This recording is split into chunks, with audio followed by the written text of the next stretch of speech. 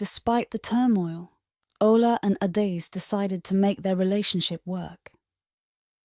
Adais went back to the city to bring her belongings because Ola refused to go back to living in the city. His life had become a tangled web of emotions, with Amina and Adais each holding a piece of his mending heart. As he stood at a crossroads, he knew his choices would shape the futures of those he loved most. Ola asked Adais to move with him to the Lagos outskirts where he lives. He said he loved his new job and was not prepared to leave it and move back to the city. But after much deliberation and argument, Adais decided to relocate with Ola. Everything changed when Adais moved into the house, although Ola had already warned Amina and encouraged her to be very patient with Adais. He even promised to get a place of her own later with time. Adais was not comfortable with Amina in the house, and she did not hide, still stung by the emergence of Amina in her marriage with Ola. Every evening, Ola and Adais would sit together, talking and laughing, sharing intimate moments that slowly began to push Amina to the periphery.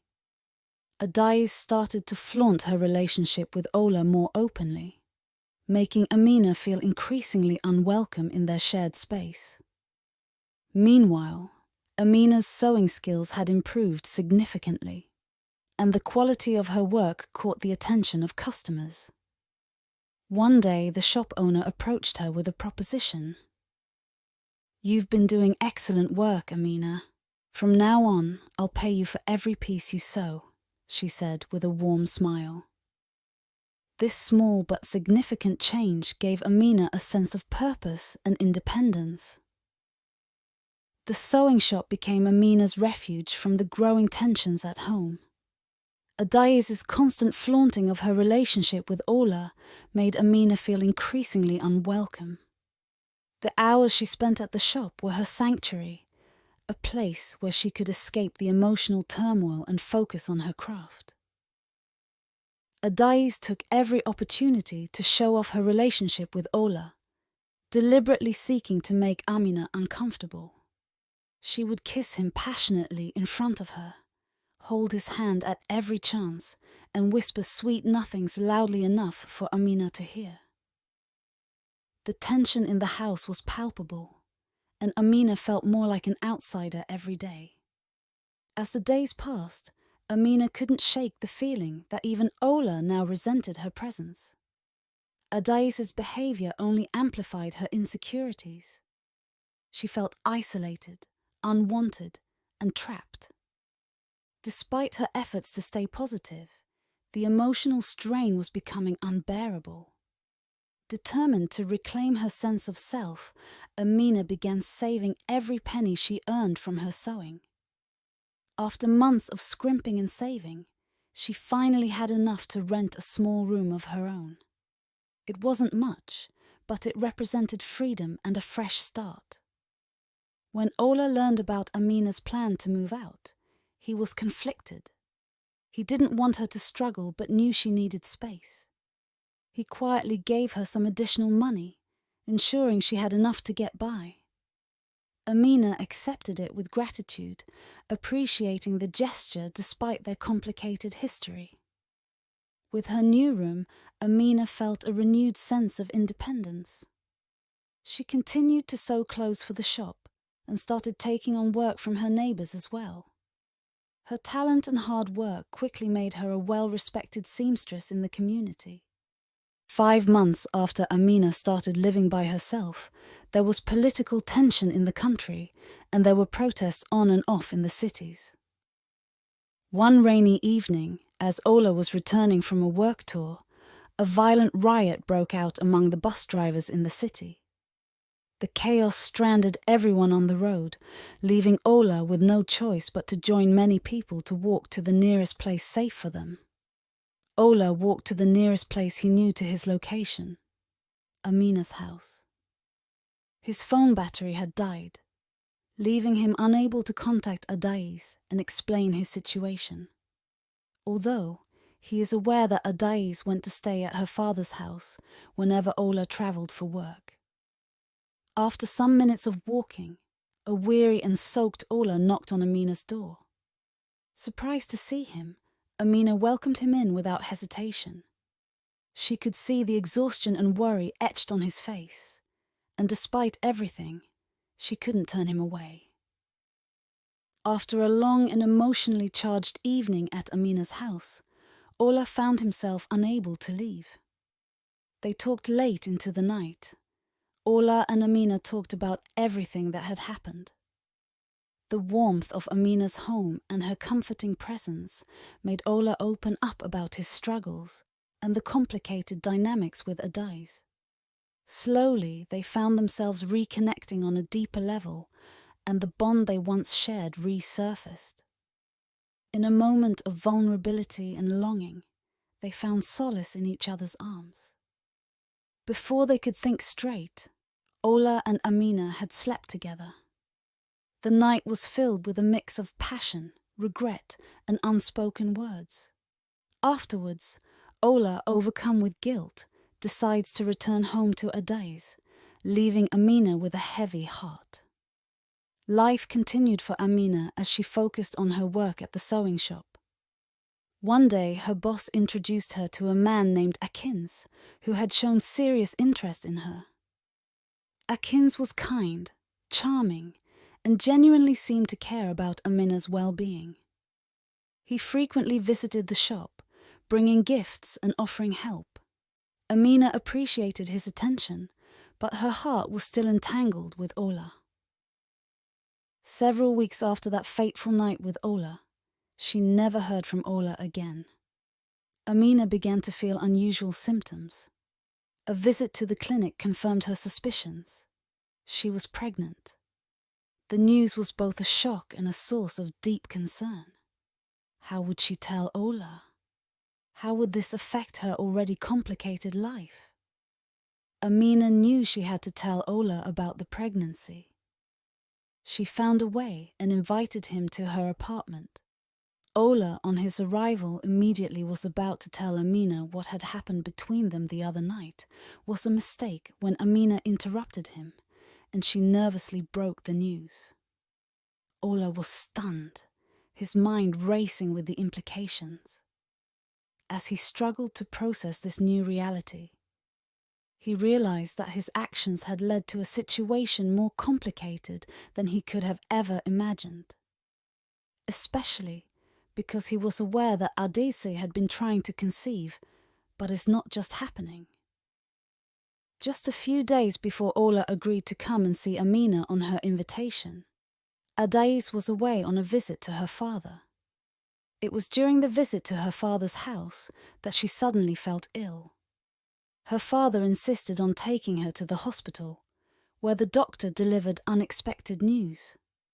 Adais, who had been desperately trying to conceive, was pregnant. The realization filled her with joy, but she also worried about how this would affect her relationship with Ola, especially considering their recent strains on Ola to reconsider moving back to the city where would be more comfortable. However, she couldn't keep the good news to herself, so she decided to return to Ola's house that same day she got the news. On getting home, she overheard Ola speaking over the phone with somebody saying, "I don't know how to go about this pregnancy yet." Adais opened the door confused for a moment, thinking how did Ola knew about her pregnancy, but she noticed Ola's sudden suspicious countenance and asked Ola slowly. Ola, who was pregnant. Ola, on the other hand, intended to speak with Adais when she returned. He knew he had to take responsibility for his actions. He decided to have a heartfelt conversation with Adais, and he went ahead explaining everything and expressing his deep remorse. The revelation was devastating for Adais, but the news of her own pregnancy softened the blow. Devastated, she confronted him, her voice shaking with anger and betrayal. "Ola, why? I am also pregnant. That is why I rushed back to share the news with you." On hearing Adais, Ola, overwhelmed with guilt, lay flat on the floor crying and begging Adais. He apologized to Adaze, explaining everything and expressing his deep regret. The situation took an unexpected turn when Adaze did not get as mad with Ola as Ola expected. Ola faced the daunting task of navigating a future with two women he cared for deeply, both expecting his children. After a few hours, they agreed to face the future together, supporting each other and the new lives they had created. Akin's Amina's suitor had been spending more time with Amina, growing increasingly fond of her. One evening, he decided to express his feelings and intentions. He invited her to a quiet, cozy restaurant known for its traditional African cuisine, hoping the setting would make the moment special. Mr. Akins took Amina's hand across the table, his eyes full of sincerity. "Amina, you are an incredible woman.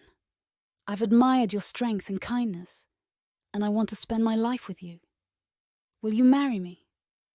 Amina's heart sank. She knew she had to be honest with Akins, no matter how painful it might be. She took a deep breath and gathered her thoughts before speaking. "Akins, you have no idea how much your words mean to me. But there's something you need to know. I'm pregnant, and the father is someone else." She paused, seeing the shock on his face. "It happened during a complicated time in my life.